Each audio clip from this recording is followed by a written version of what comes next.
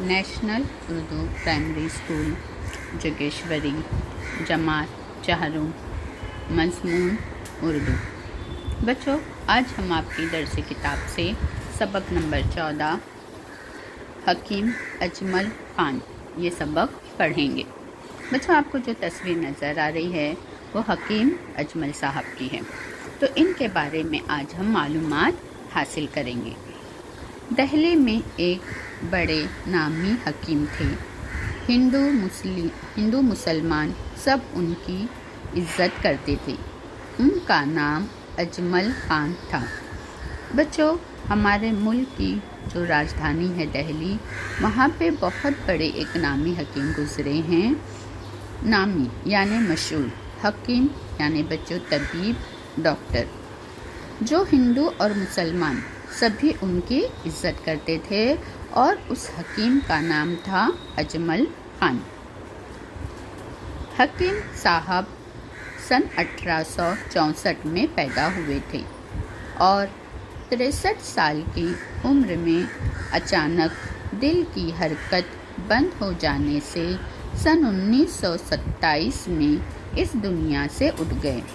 اگر آپ کو حکیم صاحب کا تھوڑا سا بھی حال بتایا جائے تو پوری کتاب بن جائے گی، اس لیے ان کے بارے میں صرف 2-4 باتیں آپ کو بتاتے ہیں۔ بچوں، حکیم صاحب جو تھے وہ سن 1864 میں پیدا ہوئے تھے، اور جب وہ صرف 63 سال کے تھے تو اچانک دل کی حرکت بند ہو جانے یعنی بچوں ہارٹ اٹیک سے سن 1927 سے اس دنیا سے اٹھ گئے، یعنی سن 1927 میں حکیم اجمل خان صاحب کا انتقال ہو گیا۔ بچوں، اگر آپ کو حکیم صاحب کے بارے میں تھوڑا بھی ہم بتائیں تو پوری کتاب بن جائے گی، اس لیے اس سبق میں ان کے بارے میں صرف 2-4 باتیں بتائی گئی ہے۔ ایک زمانہ تک لوگ حکیم صاحب کو صرف ایک اچھا حکیم مانتے تھے۔ ان کے مقابلے کا ہندوستان میں کوئی حکیم نہ تھا۔ نوابوں، راجاؤں سے ماہانہ ہزاروں کی رقمیں بندھی ہوئی تھی۔ ان کے دہلی سے باہر جانے کی روزانہ 1000 روپے فیس مقرر تھی۔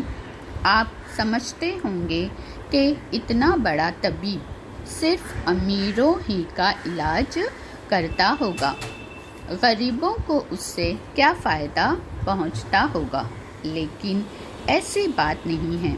حکیم صاحب جو کچھ کماتے اپنے عزیزوں اور غریبوں کی مدد اور قومی کاموں میں خرچ کر دیتے۔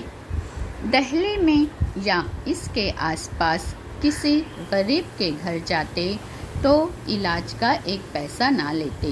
اسی وجہ سے وہ بڑا طبیب جو راجاؤں اور نوابوں کے محلوں میں ہزاروں پر جاتا، اکثر ٹوٹی پھوٹی جھوپڑیوں میں بھی خدمت کرتا نظر آتا تھا۔ اس کے پاس سے بے شمار غریبوں کو دوائیں مفت ملتی تھی۔ بچوں، ایک زمانے تک لوگ حکیم صاحب کو صرف ایک اچھا حکیم مانتے تھے۔ ان کے مقابلوں کا ہندوستان میں کوئی حکیم نہیں تھا، یعنی تمام ہی جو لوگ تھے وہ حکیم صاحب کو بہت اچھا حکیم یعنی طبیب، ڈاکٹر مانتے تھے، اور ان کے مقابلے میں یعنی ان جیسا کوئی دوسرا حکیم پورے ہندوستان میں نہیں تھا۔ بچوں، نوابوں اور راجاؤں زمانے میں چونکہ نوابوں اور راجاؤں کا دور تھا، تو حکیم صاحب جو تھے ان سے یعنی نوابوں اور راجاؤں سے ماہانہ یعنی مہینے کا ہزاروں روپے ان سے لیتے تھے، یعنی جب ان کا علاج کرنے جاتے تو ہزاروں روپے لیتے تھے، اور ان کے دہلی سے باہر جانے کی روزانہ 1000 روپے فیس مقرر تھی، یعنی اگر کوئی دہلی سے باہر انہیں بلاتا تو وہ روزانہ ایک دن کا 1000 روپے ان کے مقرر تھی، یعنی بندی ہوئی تھی، وہ 1000 روپے لیتے تھے دہلی سے باہر جانے کا۔ بچوں، آپ سمجھتے ہوں گے کہ اتنا بڑا طبیب جو ہے صرف امیروں کا ہی علاج کرتا ہوگا، لیکن ایسا نہیں ہے۔ حکیم صاحب جو کچھ بھی کماتے تھے وہ اپنے عزیزوں یعنی رشتہ داروں کو غریبوں کی مدد کرنے میں اور قومی یعنی اپنے وطن کے کاموں میں خرچ کر دیتے تھے. یعنی جو بھی وہ کچھ نوابوں اور راجاؤں سے یا امیروں سے کماتے تھے وہ غریبوں میں اور قوم کے کاموں میں خرچ کر دیتے تھے. بچوں، دہلی میں یا اس کے آس پاس وہ کسی بھی غریب کے گھر جاتے تو وہ ان کے علاج کا پیسہ نہیں لیتے. اسی وجہ سے جو طبیب راجاؤں نوابوں کے محلوں میں ہزاروں پر جاتا یعنی امیروں کے علاج پر وہ 1000 روپے لیتے تھے. لیکن جب وہ اکثر ٹوٹی پھوٹی جھوپڑیوں میں یعنی غریبوں کے علاج کے لیے جاتے تو ان سے ایک پیسہ بھی نہیں لیتے تھے اور ان کے پاس سے بے شمار غریبوں کو دوائیں مفت ملنا یعنی بچوں ایک بھی پیسہ وہ نہیں لیتے تھے، فری میں غریبوں کو دوائیں دیتے تھے. جاڑا، گرمی، برسات، ہر موسم میں صبح ٹھیک 6 بجے حکیم صاحب گھر سے نکل آتے اور بہت سے مریضوں کو دیکھتے. کبھی کبھی ان کی غیر ضروری باتیں بھی سنتے مگر پیشانی پر بل نہ لاتے. ان کے اس عام دربار میں چھوٹے بڑے کا فرق نہ تھا، امیر ہو کے غریب سب کو باری باری دیکھتے. بچوں، جاڑا یعنی سردی کا موسم، گرمی کا موسم، برسات کا موسم یعنی ہر موسم میں کوئی بھی موسم ہو حکیم صاحب جو تھے ٹھیک 6 بجے اپنے گھر سے نکل جاتے اور بہت سے مریضوں کو دیکھتے یعنی جو بیمار تھے انہیں دیکھتے تھے. اور کبھی کبھی ان کی غیر ضروری یعنی جو باتیں ضروری نہیں تھی وہ بھی وہ سنتے تھے اور مگر پیشانی پر بل نہ لاتے. پیشانی پر بل نہ لانا یعنی بچوں وہ ان کی باتوں کا برا نہیں مانتے تھے.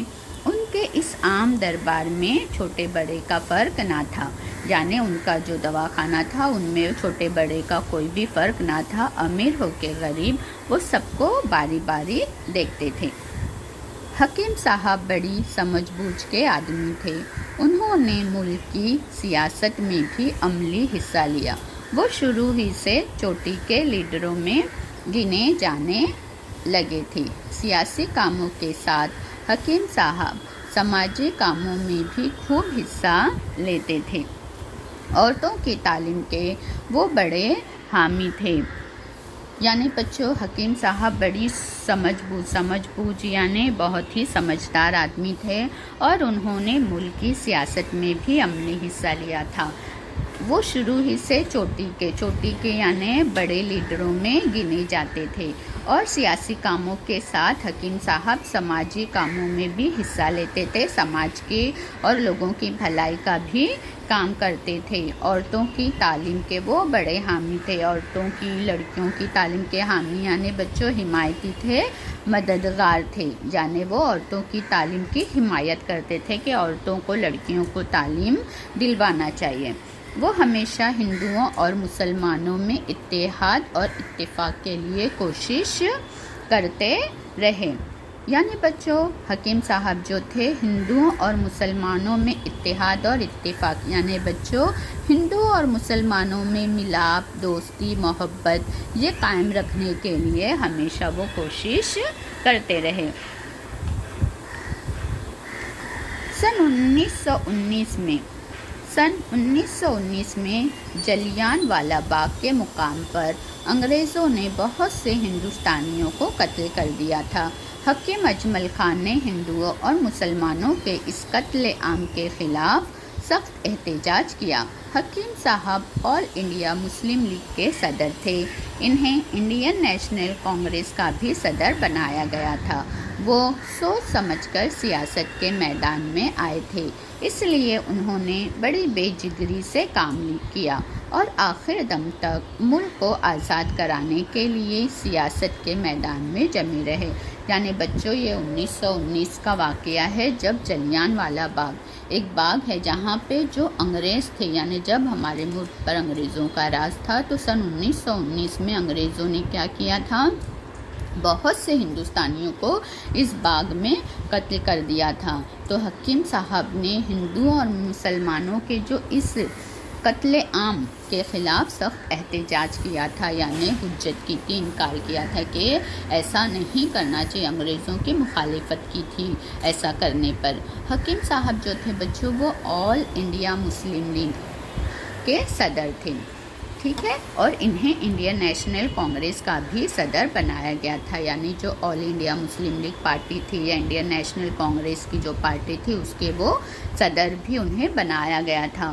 وہ سوچ سمجھ کر ہی سیاست کے میدان میں آئے تھے، یعنی وہ بہت سوچ سمجھ کر اس میدان میں، سیاست کے میدان میں آئے تھے، اس لیے انہوں نے بڑی بے جگری سے کام لیا، یعنی اسی لیے انہوں نے بہت بہادری سے کام کیا اور آخری دم تک ملک کو آزاد کرانے کے لیے وہ سیاست کے میدان میں جمے رہے۔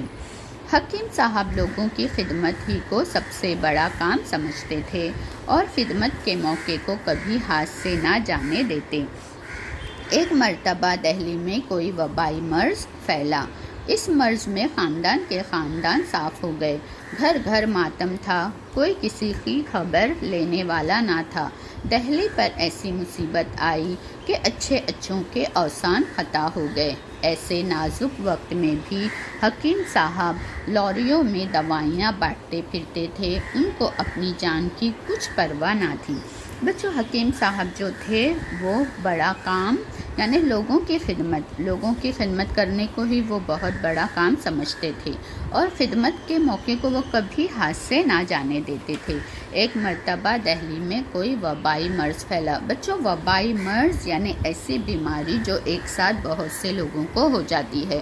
بچوں دیکھیے یہی وبائی مرض ابھی ہمارے پورے ملک یعنی پوری دنیا میں ایک وبائی مرض پھیلا ہوا ہے جس کا نام ہے کووڈ-19، جسے کورونا کہتے ہیں، جس کی وجہ سے ہماری جو پڑھائی ہے وہ آن لائن ہو گئی ہے نا، یعنی یہی وبائی بیماری ابھی ہمارے پورے دنیا میں پھیلی ہوئی ہے، وبائی مرض، جس میں بہت سے لوگوں کو ایک ساتھ یہ بیماری ہو بھی رہی ہے، کچھ لوگ بہت صحت یاب بھی ہو رہے ہیں اور کوئی اس مرض کی وجہ سے جان بھی چلی جا رہی ہے۔ تو ابھی جو ہمارے ملک میں ہے، ہمارے پورے ملک پوری دنیا میں وبائی مرض پھیلا ہوا ہے جس کا نام ہے کووڈ-19، جس کی وجہ سے ہماری اسکولیں بند ہے اور ہم آن لائن میں پڑھائی کر رہے ہیں۔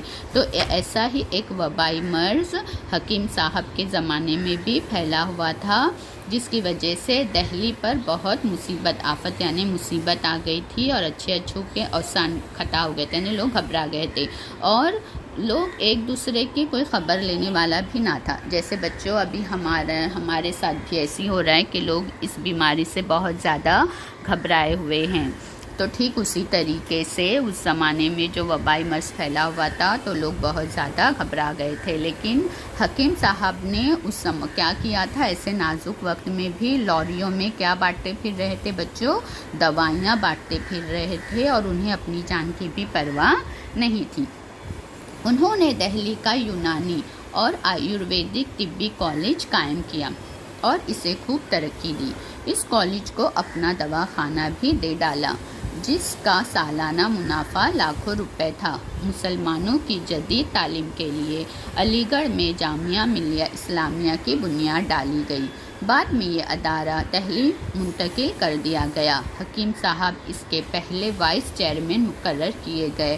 آخری زمانے میں وہ اپنا زیادہ وقت جامعہ ملیہ کے کاموں میں لگاتے تھے، اس سے ان کو بہت سی امیدیں تھیں۔ آگے چل کر ان کی امیدیں پوری ہوئی اور آج جامعہ ملیہ اسلامیہ مسلمانوں کا ایک بڑا ادارہ بن گیا۔ یعنی بچوں دہلی کا یونانی اور آیورویدک طبی کالج قائم کیا انہوں نے، طبی یعنی طب یا علاج معالجہ سے متعلق۔ تو حکیم صاحب نے یونانی اور آیورویدک کا طبی کالج قائم کیا اور اسے خوب ترقی دی، اور اس کالج کو بنانے کے لیے انہوں نے اپنا دواخانہ بھی دے ڈالا تھا جس کا سالانہ منافع یعنی بچوں فائدہ، سالانہ یعنی ایک سال کا، تو ایک سال کا جو فائدہ تھا وہ لاکھوں روپے میں تھا۔ مسلمانوں کی جدید تعلیم کے لیے، جدید یعنی بچوں نئی، تو مسلمانوں کی نئی تعلیم کے لیے علی گڑھ میں جامعہ ملیہ اسلامیت کی بنیاد ڈالی گئی تھی۔ بنیاد ڈالنا یعنی نیو رکھا گیا تھا، لیکن بچوں یہ ادارہ بعد میں کہاں منتقل کر دیا گیا؟ دہلی میں منتقل کرنا، یعنی علی گڑھ سے ہٹا کر دہلی میں بنا دیا گیا جامعہ ملیہ کو۔ حکیم صاحب اس کے پہلے کیا تھے بچوں؟ وائس چیئرمین تھے، ٹھیک ہے، مقرر کیے گئے تھے، اور آخری زمانے میں وہ اپنا زیادہ وقت جامعہ ملیہ کے کاموں میں ہی لگاتے تھے، اور اس کالج سے ان کو بہت سی امیدیں تھیں، اور آگے چل کر ان کی امیدیں جو ہے وہ ساری امیدیں پوری ہوئی، اور آج جامعہ ملیہ مسلمانوں کا بہت بڑا ادارہ بن گیا ہے۔ ایسے لوگ روز روز پیدا نہیں ہوتے۔ آج حکیم صاحب نہیں ہے، لیکن ان کی یاد لوگوں کے دلوں میں زندہ ہے۔ بچوں ایسے اتنے اچھے لوگ، خدمت گزار، ملک کی خدمت کرنے والے، غریبوں کی خدمت کرنے والے، لوگوں کی خدمت کرنے والے ایسے لوگ بچوں روز روز پیدا نہیں ہوتے، لیکن آج بھی حکیم صاحب جو ہے لوگوں کے دلوں میں زندہ ہے۔ کیونکہ اپنے کاموں کی وجہ سے۔ تو ہمیں بھی بچوں ایسا کام کرنا چاہیے جس سے لوگوں کا بھلا ہو اور لوگ ہمیں ہمیشہ یاد کریں۔ شکریہ۔